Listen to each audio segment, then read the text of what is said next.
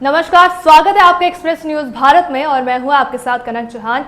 आज हम बात करेंगे मनोहर थाना के उस हृदय विदारक हादसे के जिसने न सिर्फ झालावाड़ बल्कि पूरे राजस्थान को झकझोर कर रख दिया। पिपलौदी गांव में स्कूल की छत गिरने से 7 मासूम बच्चों की मौत हो गई थी।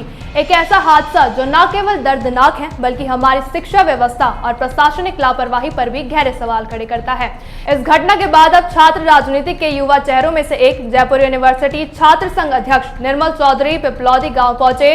उन्होंने पीड़ित परिवारों से मिलकर न सिर्फ संवेदना जताई बल्कि अपनी ओर से नगद सहायता भी प्रदान करी और प्रशासन की जवाबदेही पर भी गंभीर सवाल खड़े करे।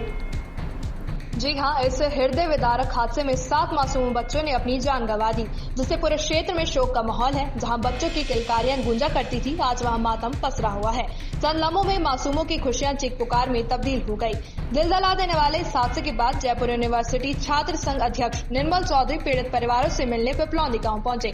उन्होंने मृतक बच्चों के परिजनों से मुलाकात की और गहरी संवेदनाएं प्रकट की। साथ ही निर्मल चौधरी ने अपनी ओर से प्रत्येक पीड़ित परिवार को 1-1 लाख रुपए की नगद सहायता राशि प्रदान की। इसके साथ ही उन्होंने आगे भी जीवन के हर मोड़ पर हर संभव मदद का आश्वासन परिवारों को दिया।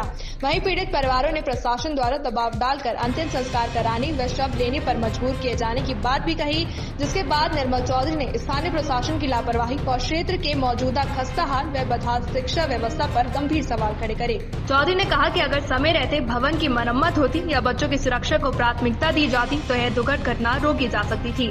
निर्मल चौधरी ने प्रशासन से मांग की कि इस हादसे की उच्च स्तर पर जांच करवाई जाए और दोषियों पर कड़ी कार्रवाई हो। साथ ही उन्होंने सरकार से पीड़ित परिवारों को उचित मुआवजा व बच्चों की याद में स्मारक विद्यालय निर्माण की मांग की।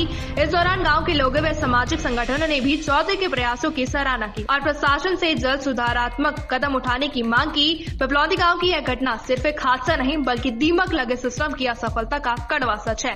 सवाल ये है कि क्या अब भी जिम्मेदार जागेंगे या ऐसा हादसा यूं ही दोहराए जाते रहेंगे।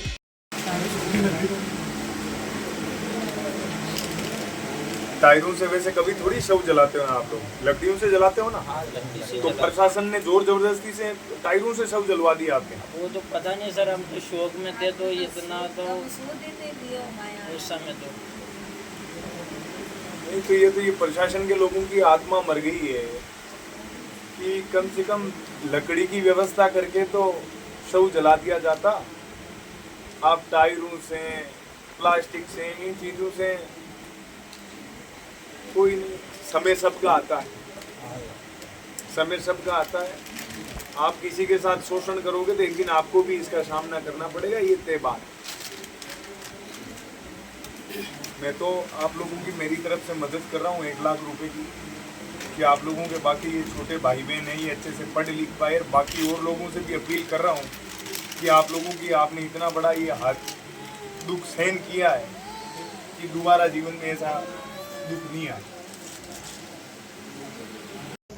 जिस तरीके से 25 तारीख को जो यहाँ पे हृदय विदारक घटना हुई है उसमें 7 मासूम अपनी जान गंवा चुके हैं। कई बच्चे अभी भी जिंदगी मौत की जंग जो है अस्पतालों में लड़ रहे हैं।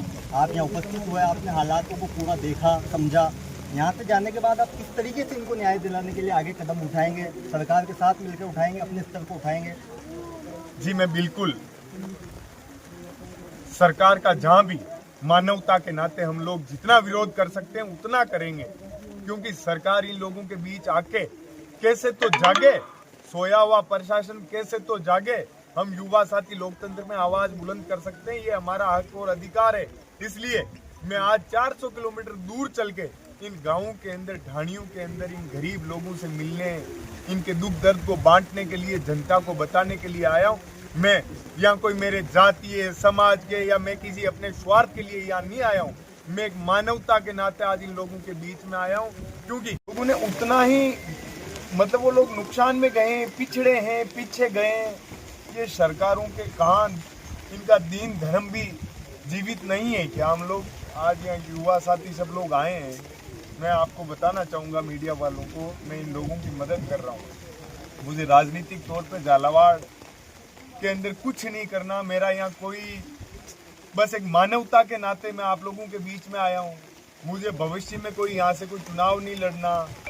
बस मेरी एक आत्मा के अंदर आवाज़ आई कि ये जो अन्याय इस गांव के लोगों के साथ, गरीब लोगों के साथ, शोषित, पीड़ित, कमजोर लोगों के साथ हुआ है, इन लोगों के साथ हम लोग खड़े नहीं रहेंगे तो हमारे अंदर कहीं मानवता नहीं बचती है। मैं सभी मीडिया के साथियों से भी अपील करूंगा कि आप लोग यहाँ आइए, आपका हृदय आपका पानी से भर नहीं आए तो आप लोग देख लेना कि हालात जो यहाँ हैं लोगों की, इतने पिछड़े हुए लोग हैं, ये कितना संघर्ष कर रहे हैं आज इस आजादी में, इस लोकतंत्र में भी। ये जो दुख और दर्दों का सामना करता है, इतना तो पशु पक्षी भी सामना नहीं करते हैं।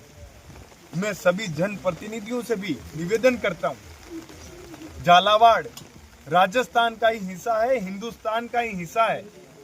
यहाँ सब लोग आइए, देखिए इन लोगों का दुख दर्द जानिए। आखिर इतनी हालात मुझे नहीं लगता प्रदेश के कहीं और किसी क्षेत्र में हो सकती है।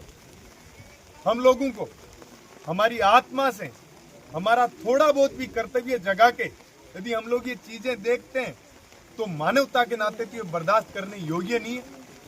और जो व्यक्ति अपने आप को लीडर कहता है, जनता का सेवक कहता है, उन लोगों को असली मायने में या इन लोगों के बीच में आके इनके इस दुख दर्द के समय बांटना चाहिए। और यहाँ क्या गलतियां रही है आज तक, किन गलतियों की वजह से ये लोग आज ये इस तरीके का खामियाजा भुगत रहे हैं, ये कैसे दूर हो सकता है। इन लोगों का शिक्षा का स्तर कैसे मजबूत हो सकता है, इन लोगों का आर्थिक स्तर कैसे मजबूत हो सकता है। मुझे नहीं लगता कि पूरे गांव के अंदर एक भी पक्का मकान है क्या, लोगों के पास छत नहीं है, लोग तिरपाल तान के अपना जीवन यापन यहाँ गुजारा कर रहे हैं। मैं तो ये किसी भी तरीके से आजादी नहीं मानता। तो ये थी पिपलौदी गांव की वो कड़वी हकीकत, जहां एक सिस्टम की लापरवाही ने कई परिवारों के चिरागों को हमेशा के लिए बुझा दिया। निर्मल चौधरी जैसे युवा नेताओं की पहल सराहनीय है, लेकिन क्या इससे सिस्टम जागेगा? क्या अब सरकार इस हादसे को सबक मानकर काम करेगी या फिर हम अगली घटना तक इंतजार करेंगे? इस खबर में फिलहाल इतना ही। देखते रहिए एक्सप्रेस न्यूज भारत।